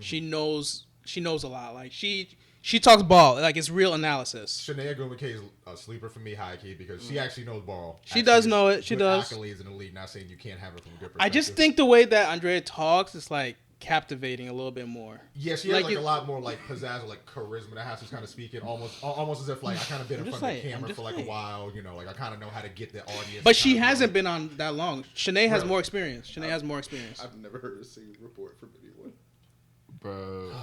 And I don't know enough. I'm not no comment. No, see, it's not because I don't want to. It's just, I'm more heavily into the NFL, so I'm still. Taylor Rooks covers the NFL. I'm about to say Taylor Rooks started doing that. The little short girl Owens, she's a little provocative for me. I'm not gonna lie. So she's a little bit provocative for my liking. Just so we're all aware and we're all on the same page, right? Do I have to watch First Take to see most of these people? Because no, they're not even on. Only 2 of them are on ESPN. I cannot sit there with. So Taylor Rooks. Yeah, I don't watch sports analysis. He's the undercover Republican. Taylor Rooks was doing Bleacher Report and TNT before that got shut down. She was doing Thursday Night Football, that's what we were saying before, as Zay, and now she's doing Amazon for the NBA. See, I'm familiar. She's with really Taylor good. Rooks working in the NFL. Malika Andrews. Malika's also good. Newer. She's like good too. Yeah, she's good. Oh, Emmy winning sports journalist. Hosts of NBA Today. She does a good job of hosting the show. Yeah, for sure. When like she does spots for like the NBA countdown. I just don't think she gets enough like leeway to speak broader. Like I feel like she's more like a moderator. And it seems like she could be a little more, right? Yeah. It's almost the high key. She might even be good on a court doing it the like the she does do sideline reports. She's pretty good at that. She's good at sideline stuff. Yeah. My personal problem is, so most of my media for sports, I'm getting it through reading more than anything. So like, even she writes. I wouldn't know. Who knows the authors? But if it's a book, if it's sport writing, if it's a good article, it's a good article. I honestly, my reading's been coming from articles, so like I've always been big on like. That's what I'm saying. Maybe I'm doing a disjustice to them by not, but I just enjoy the article. But like, I really don't watch Sports Center, Get Up. Like, I miss all the shows now. Mm-hmm. Well, and that's mainly because like I'm at work when this stuff is on, and then when I get off, like. I don't want to watch Sports Center midday. The funny thing is, everybody on here is on later during the day. Oh, are they? Like, what's later in the day? So I'll tell you. So even Shanae Gumake, 3:30. It says, I'm about to say 3. Yeah. First black woman and the first WNBA player to host a national radio show for ESPN. I'm driving home. Who later? She does NBA Today. Former WNBA player. She has a real good insight. I'll say that. Like she actually gives like really like good like. Who is later than 3? None of them are. Unless you catch them like on a countdown. On the countdown, yeah, that's true. That is my problem. Well, I'm at work. Amazon's on later, so you can get Taylor Rooks on with those people later. Even the NBA countdown, I don't know. Well, they got the TNT guys doing it now, right? What does Karen Champion do? She's been out. I saw this. I know she has podcasts, but like she's doing. No, you know what the problem is, bro? I gotta start watching more TV. Yeah, like, I feel like that's my problem. I don't watch. Is Karen Champion still in the game? I watch sports on TV. That's about it. I really like. I'm telling you, like I'm so like in an age where like I want to watch exactly. Apparently, what I watch. that's how she's been off ESPN for a minute. That's very true. I'm the same way. Oh no. Like if you're on my Twitter timeline, hold on. I'll see y'all engage with your content. But if like you're just like on regular broadcasting, I'm not gonna see because I'm never choosing to watch that podcast with her and Jamel Hill. No commercials. Oh, you got YouTube Premium. Yeah, boy. You rich, boy. It was my one luxury in life. I'll be skipping them ads. No, I used to. So what I used to do is when. Wait, does she does NFL Sunday? Or is that Maria? That's Maria Taylor. That's Maria Taylor. Maria Taylor. Yeah. Carrie Champion is still in the game. She does a podcast with Jamel Hill. Oh. You don't like Jamel Hill? It's not that. What you saying for? No, I just said, like, that's it. Jamel Hill, I like her. A little bit more on a controversial side. Yeah, she's a little bit more controversial, but that's it. No, it's on purpose. I think it's on purpose. I think it's that's who she is. Like, probably, even in some of her articles, you'll see that. Well, you probably haven't really seen her outside, like when she lost her spot in the show. Like she's very heavy poster on Twitter, and yeah, that's very much her. Oh, really? Very much for the people, and I have no issue with that. I Some have to look up points this other one. I've felt like maybe this wasn't as well thought out. Like I can understand the point you're trying to make, but a general audience is just going to skew this in multiple directions. But it's very much her. Yeah. Got it. And it's Which is why I don't think you've really seen her in like the wider media lately, right? No, she's in podcasts. I'm about to say after she got off of ESPN, like I saw her here and there. Other than that, I hadn't But really she burned the bridge. Yeah. got it. This person I had to look up. You get Narika Owens. Bro, she's very provocative. I'm sorry. I don't. Provocative in what manner? I think the way so she does a lot of interviews for the NFL. I think This lady, that like one piece dress has been viral on Twitter Like for like days. Like, all right, if you look at Taylor Rooks and how she presents herself, this Janae lady doesn't do the same thing, in my opinion. But I see what you're saying. do you see what I'm saying? Like, He said so. Taylor Rooks gives the look, but it's very classy and professional. Yes. This is borderline. I'm literally sitting sideline. yeah, And I'm here for the vibe. Yeah. Yeah, it's the Instagram effect. Yeah, that's what you're seeing. But in a male-dominant viewership, that's exactly what they want to see. Which I is can't blame why her. you It's just have going to increase her value. People like Joy Taylor. It is what it is. Hanging around. Joy Taylor. she's But I was saying from Well, just from keep that my perspective, I'm opinions saying to myself. that's why you have people like that lying around. Joy Taylor. Joy Yeah. Taylor. That is- I'm not saying that she's is doing what why. Joy Taylor did, but I'm just saying. Oh no! Sorry, separate.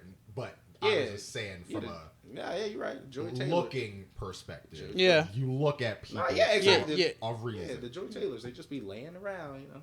Oh no, I didn't. We did not say that. And Andrea, We didn't say that. Like what we were Exactly saying, what you said. Andrea Carter's probably like on a better-ish side, honestly. Kind of with her coverage. She does coverage for like the college games, I think too. Right? Yeah. Yeah. I'm And not gonna lie. WNBA and I'm gonna go home and I'm gonna look up reporting highlight clips for all of these women. Not that that's Because pretty good. I am They're pretty good. and shout out to all of them in their profession. Oh yeah, no, like I said, shout outs for Women's History Month. All you black queens. I'm assuming all y'all are black. If someone's mixed black, what it's called from there. It's women's, like all of. Shout out to all the women, Shout out to all the women's. all the women's, Shout out to all the women's. all the queens of all the All the nations, all the women's. Nah, real talk. Thank you. He said, "You're black." Hey, Yeah. I mean, hey man, look, Hold on. all the women. You're right. Gotta get. Gotta get brush that February off. And segueing into that, going off of our sports reporters list, sports. Today's Sunday. There was a Big game national last night. Game last night. Big game. Nuggets versus Lakers. Luka Lakers. whispered in somebody's ear and called ball. Did he? Nah, Leave my man Luca. He's going through it these days. So. Didn't he separate. just have that game winner Nuggets, Lakers. Off-court issues. off court? We'll get that in a second. We gotta talk about Adebayo. We will. to him We'll after get we get to this, after we get to this game. The Lakers beat the Nuggets last night, 127-125 in a OT game. What is that? Only 16 points scored. Yeah, that's pretty normal, right? Yeah. But 16 points scored in OT. I think I saw Did LeBron play? Yeah. LeBron dove on the floor for a LeBron fucking had a great jump game, ball. great team player game. LeBron dove on the floor for a fucking ball. Yep. He played his role. Like He played his role. dove on that bitch. He was like, I'm getting this jump ball. I know the crowd went crazy. They did. And then he could bear. It took him like 10 minutes to get up. Or I know he went crazy. He yelled. My knee. He did one of these. Yeah, He did one of these. Yo, say look. Nah, I know Yo, about say look. Lil Hook. Look, watch. Oh yeah. No. Nah. I know that. Oh yeah. I know that dive. I did that last week. He dove for that bitch. Yeah, I did that last week. 4 days tops. LeBron gonna be out. Sciatica. But he still managed to secure the ball. Yo. Sciatica. Jump ball with Jamal. Sciatica. Yeah, wow. LeBron out with sciatica. Yeah, brother. Nah, I can't be doing that with sciatica. Yeah, but nah. That was the sciatica hit too. It's always the right hit. But yeah, nah. You ain't lying. It's always the right hit. The right Ooh, hip. boy. No, he told him when he went back to that bench. All right, player, I need y'all to hold this down. Trying to find a fucking I box am score. done. Now, he ain't sick, you know, that's Big Bron, but I guarantee you he ain't do as much. Big Bron. Move a little slower. About to see what the fuck Yo, it is. shout out to all my people with sciatica issues. Appreciate you. All right. We gonna get y'all a solution. Like I said, There is none. 125. Right, bro. This shit for life. Nikola Jokic had a triple-double. Gang. Anyway, Nikola Jokic had a triple-double last night. Went 10 for 19 from the fucking floor, 2 for 6 from 3. Gave an impact, I guess is what he normally does, right? It was really Murray that had a bad game. That's why. Yeah, they lost. Murray had 5 points, neg 9 plus minus. That kind of shows you kind Who of like locked where that you boy were. up? Reeves. Oh, damn. And Aaron He played Gordon. defense like that? Aaron Not really. I think he just had a bad shooting game. Reeves will play D if it's like a good matchup. Like he Oh, like he got something to prove, one of those? not necessarily. No, it's He's like not good athletic with, wise. Like, yeah. okay. So like And Murray's not an athletic guy. He's a Exactly. skilled guy, so Yeah, it like- matched up. like Reeves is a bigger guard. Murray's like a regular sizes guard. So if you run too fast, useless. no, it's You play in the middle, like you're not super shifty, you good. no, it's really the body type. Like Reeves is a 6'5", 6'6" guard. Yeah. Jamal Oh, okay. Murray's 6'2", Oh, that's 6'3". kind of But fatter and slower. Pure physical. That's Yeah. really all it is. Like someone with a bigger guard. Christian Brown only had 12, I guess, playing his role, but Aaron Gordon 27. But Great game here's by where him. we went with the Lakers. LeBron James 17 points, 6 rebounds, 5 assists. Perfect game. That's all you need because you let the young niggas go ahead and do their thing. Thank you. Luka Yes, sir. Doncic triple double, Yes, sir. 30, 11, 13. Yes, sir. AR 32, Very efficient. 76. Yes, sir. Very efficient. AR went 12 for 21. Uh-huh. Luka, we're not even gonna talk about the field goal percentage because that. Yeah, Luka's efficiency is trash. But Oh, this is look what at you that need: boy. LeBron not taking the ball. But y'all not seeing the real inspiration here What? for the regular man, like for the young brother who 18 working at Walmart but going to college playing ball. Like, yo, DeAndre Ayton proof that Walmart workers can be great. All right, all right, it's a pathway for all of us. I mean, We can get somewhere, make $100 million, and not know what the fuck we doing. Going on a positive sports talk, because I'm a DeAndre Ayton fan. You were a +1 and a plus minus, so you added a impact on the floor and did not provide a negative detriment to your team. yeah, he had a good game. He played his Clint Capella role that he doesn't want to play. He did his job. Zay, he went 4 for 6. He not too good on the free throws, but it seems like he played his role. He got a Yo, couple listen, rebounds. man. I gotta give it to you. You know, one way, man, you can polish a turd, but it's still a turd at the end of the day. He was 9-9. 9-9. He had 4 offensive rebounds. Leave that man alone. Dress Yeah, it right. up, put a diamond on it. It's Leave still a that man Former alone. shit. number 1 pick DeAndre Ayton, you are good in my heart. All right. But anyway, where this leads for the Lakers. Oh my god. Buffing that motherfucker. Anyway, going for something you might want to talk about. Going back to the AD Laker days, you know how the Nuggets, I think at one point were literally like what 14-0 against the Yeah, Lakers. it was like a 10 straight loss. Yeah, like 10 straight Nasty. losses. Yesterday they evened up in the last 10. They're 5-5. I think they lost that last one. I think somebody was out, but I think they won the one before. So like, it kind of evened out now. I think you were saying last time we were briefly speaking. This looks like a better matchup this year. It's a fair If they were to matchup. Play maybe. I guess we'll see though. It's just a matchup because both of these teams are unathletic. That's what Very much that's so. what it comes. Lakers can't keep up with fast running team, and you know LeBron's still smart and sharp. So What? what? I'm sorry. Smart don't be speed, bro. Or But that's what I'm saying. They're not playing against speed. Denver is not a speed team. They're a slow, unathletic team. thank God the rest of the league gonna run a train, huh?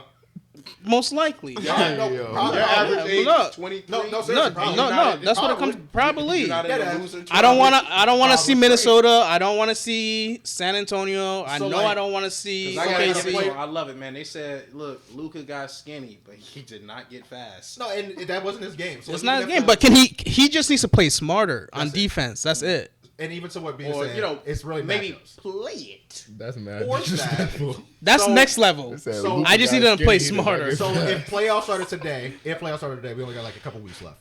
We are the third seed. We are the third seed, The by the Lakers way. have a third seed. I think they play Houston for us. Yeah, we have- this week. I think We have 6 games against everybody in the playoff this week. We might go in. 6. So these are tiebreakers potentially. If Yeah. you lose against these last 3 teams, you'll be here. Yeah.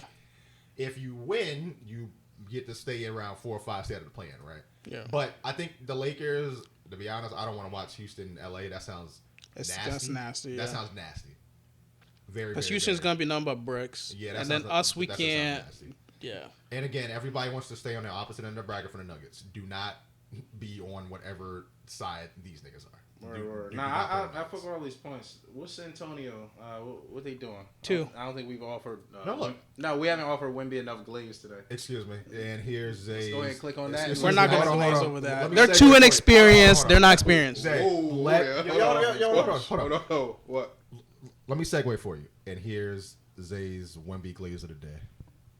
Yeah. Let's go see what Wemby did. Let's go ahead and click on this, please. You want to see if they Matter of played fact, yesterday? We don't even know if they played yesterday. I don't Oh yeah, even- they did. They played the Hornets. He had a great game. He had a great Here game. you go, bruh. He had a great game against the Hornets. Here you go. Against the Hornets. Let me see. Wemby out 32 points. All right, now go to YouTube and let's look at the highlights. When you maximize glaze, you need to look at it live. And I already disrespected him by not doing that.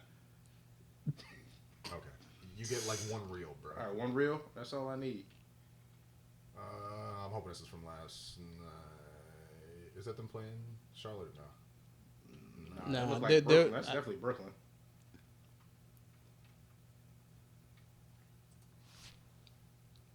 You gotta change your filters. Shut up. I didn't know YouTube had a filters button. Are you serious? Bro, Yeah, you can. that's always been a thing. Shit, man. I feel like my search just be perfect off the rip. Okay. If it ain't on there, I'm going to TikTok. TikTok ain't never let me down. Here you go, bro. Ball gets loose for a second. The dish. Diabate inside. 32 in a big game. Big win at home. Diabate not scared. Oh, How you fucking block? that's all I needed. Okay. He had 4 blocks to give you 2 right there. It will be his league at some point, but not right now. That boy's a problem. You're watching in the future. That Yeah, boy's a fucking at some problem. point. The future. Which is a bit what? I said at some point. Yeah. Soon.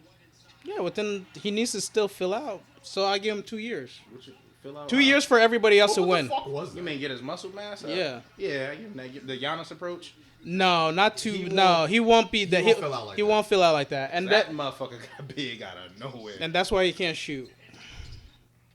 Well, there's your Wemby glaze of the day. Anything else you got to say about your My good man? glorious king. Go ahead. Oh my God. Go ahead. Stay young, stay aggressive. The future is near. LeBron ain't gonna be in the league forever. Make sure you're talking to camera when you dress a Wemby. You right. Make sure I look him in his eye. Yo, it's getting real weird. All right, let's go to Bam. Let's go to Bam. Let's go to All Bam. right. What are the other notable things that happened? What they say? Hold up. That's exactly where it needs to be. So there's a lot of Lakers bias on this pod just because we love LeBron being me. I don't know about Naj's stance or I don't know about his stance. Well, excuse me. I by default have to support San Antonio. No. All right. I'm a Nets fan, so I'm also a Nets I'm fan, not really a San but I Antonio love fan, LeBron. but I gotta keep my team to myself because they disappoint me every so often. So let's talk about potentially unethical hoops, right? Unethical. Everybody's There was saying- nothing unethical here. He I don't- told Bam to stay ready. Bam was ready. He stepped up to the plate. Exactly. Everybody's saying Bam Adebayo. Will 4 I days will ago? I acknowledge his 83? Absolutely not. Only Kobe did it. But I 81. respect the effort. 81. Yeah, Oh well, yeah. I So- said I will not. Will Oh, I I acknowledge got that. Bam's 80? Yeah. Like, will he get a poster? Nah. Bam Adebayo scored 43 points on a random Tuesday, My if I'm kids not gonna know mistaken. Bam drop 83. yo, shout out Bam, bro. No, This man's from Newark. Nah, Yes. and we Yeah. That support man it. from Newark, man. But I'm just saying, yes, sir. Nas, your kids gonna know Bam score 83? No. I mean, they gonna know he from Newark. Yeah, they're gonna know he's from Newark They gonna know first, he from and Newark, then he and scored then they 80. gonna know that he scored 83. Gonna let them know where he from. Wait, What he do? Shit, it don't matter. Like, look let's it see. up. Look it up. Bam Adebayo scored 83 points in the game against the Washington Wizards. The Washington Wizards are a complete dumpster fire, by the way. 16-48 record for Nasty. the year. Miami's not too much better, but at least they have actual problems going on. Yo, you guys, I'm telling you, you guys are just watching the tough games. You have to watch these losing games because can't. they're getting more and more Stop. creative of how to do Bam Adebayo played 41 minutes and 54 seconds. He attempted 43 field goals. He made 46% of his shots, and he made 31% of his threes. 41 minutes in a game that you're already up by 20. So the very nasty stat. That's here- why it's nasty. The very Nobody was nasty. playing The very defense. nasty stat was he went 7 for 22 from the three. yeah. His free throws, he had a lot of free a throws lot that of definitely free aided in that throws. as well A lot too. of free throws. Hold on, Unethical basketball right here. Why is it unethical? I mean, granted, like you have a bunch of rookies and people who don't really care. You got one it's a team lot playing of- football and one team playing it's basketball. not as much. They it's gave not as much Bam defense being Adebayo played. 43. But you went Raw. 7 of They 22 gave Bam Adebayo from 3 with no 43 defense. Come on. Yeah. And then the game Hold ended up on, they looking told like them this. to put everything up. They didn't say make sure it went in. All right. So like, Some are bound to go in. how does game win? Even Bam, Carmelo shot 40 shots in a game. Bam was hot early. They ended up kept giving him the Got ball. it. I think he had like 30 In the first plus quarter. In the quarter. He had like 40, 50 and a half. They were like, fuck it, let's see what you got, where you at. He was on a heater going into the third, so they let him get the ball. And then they said in the fourth quarter is when it started turning That's into it. unethical hoops, is when they said. So this is He looks nasty right now. Yeah, he Like, does. he He looks does. nasty. He so looked like he's going crazy. what you said is really important. You said in the fourth quarter is where it got really unethical.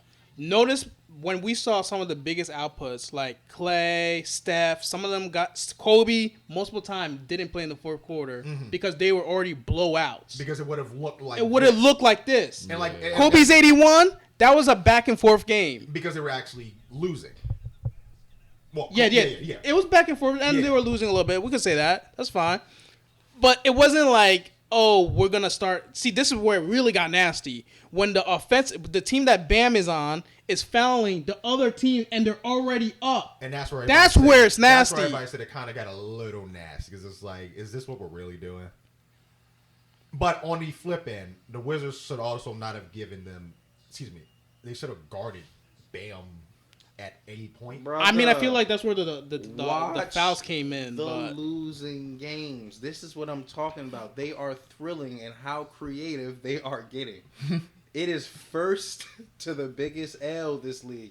Honestly, I don't give a fuck who goes to the championship. I'm trying to see who get this number one draft pick. I'm not Me letting too. I do somebody. want to see Facts, that. that's facts. These I'm boys trying are to see. trying And, to like, lose. the thing everybody kept bringing up too is That's like, facts. well, if everybody's gonna complain about it, they should have told the Wizards to do better, right? And it's like, well, you literally let a nigga score 83 on you, and then they said they didn't start setting the triple or the double until the fourth quarter. And then look you already at got it. fucking it was 60 too late. It was down. too late. Look at it. You can't even say they lost on purpose. They put up 120. Lost by a purpose. They put up They 100. still got blown out, and he had 83. They took a look. They scored 126 points. Solid effort by league standards.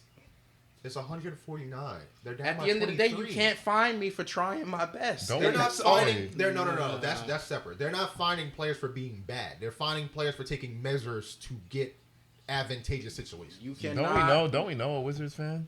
Yeah. Yeah. Yeah. At the end of the day, I can't be faulted for trying my best and not succeeding, and that's all that matters. You're literally taking away everything from the garbage team that literally did nothing to stop an outburst from a player. That What are you shouldn't have talking happened. about? If you watch every clip there, at some point somebody ran at Bam to play defense. That was in the fourth quarter. Unfortunately, they just couldn't get there fast enough, and you know what? They tried their best. The And most you can't points. find them The for trying their best. the fucking That's most true. points a Washington Wizards scored that night was 28, and it was Alex Sarr, the nigga that got torched all night. Yeah. Wait, hold on, let me see. The guy guarding Bam had the most points, 28 points. He got torched. And he's a defensive stopper. That's what even makes it even worse. But hey, Alex Sarr played 19 minutes. hey, 12 for 19, solid effort, tried his best. 7 for 12, solid effort, tried his best. And then look, you know, matter of fact, it's a losing season, so I might as well let my rookies get in. Let's get their experience up. Let's get them some play time. Yeah, they're going to do a little bit better defensively, but at the end of the day, this was a solid effort out there on the floor by the Wizards. What fucking delusion are you on? Let's thank the coaching The staff. final score was 129-150. 50. And you know what? Nasty. Every team in their history has been blown out. This is just another one. We can't sit here and harp on this. Bam Shout had out 83. to the Wizards. Kobe had 81. Shout out to the Wizards for taking the time to develop their newer talent. Solid effort overall. They're building a product for next year. I love it. You have no substantiated evidence for your claim. They're not tanking because solid organizations don't tank. We just don't meet the goal right now. So you're defending. I'm not you're defending right. anything. I'm just telling you, You that they're know not what? hitting the goal. Let me show you one thing. Then. They're just not hitting the goal. That's all I'm saying. No. Let's like really do this thing. Let's really do this. Where the fuck are the Washington Wizards? Damn. Hey, man. At the bottom because they're consistently not hitting the goal, which is what should be expected by a team that can't achieve what they set out to. But, you know, every game is a step in the right direction towards a number one in a different future. They literally have the third worst record in the entire league. It's crazy. You know, sometimes you just be bad. So, going on the Bam. 76 over there. Congratulations. Detroit was there. But going on to the garbage team that lets you score 83, not taking anything away from your accomplishments. But You trying to see them boys in ball? Trying to see them boys in who? defense? Who? Not a single nigga has a plus minus that is over 1. Not a single. You only put 2 new talent against a developed veteran? What did you expect? He's a second year. All right. New talent against a developed veteran? These are the type of outcomes we expect. I would not say they are tanking. Thank the Wizards for trying Who's to develop bringing up talent. tanking except for you? I'm just trying to say, I know what you guys are thinking. I'm just trying to say they're not doing that. Nobody says they're tanking. We're just saying the team's garbage. And How that's do you who's know on what Bam I'm score thinking? 83. Huh? I was just like, how do you know what I'm thinking? I'm in tune with my brothers. The team's garbage. The team's garbage, and that's why Bam scored 83. Yeah. All right. On that note, anything else basketball? Anything? Any y'all? Nah, Y'all got man. anything? All Straight. right. On that note, Naja, my good brother, thank you for giving us again wonderful insight. Thanks for Absolutely. Educating us, brother. Yeah, thank Absolutely. you. Thank No you for worries giving at us a all. lot of insight. And audience, you guys should be thankful for having people like this to provide you more insight. If you want more insight, subscribe, listen to us on all platforms as well. B, what you gotta say to the people to get us out of here, bro? Let's have a good week, y'all. Let's have a good week. Zay, what you Have got a for good us? week. Stay up.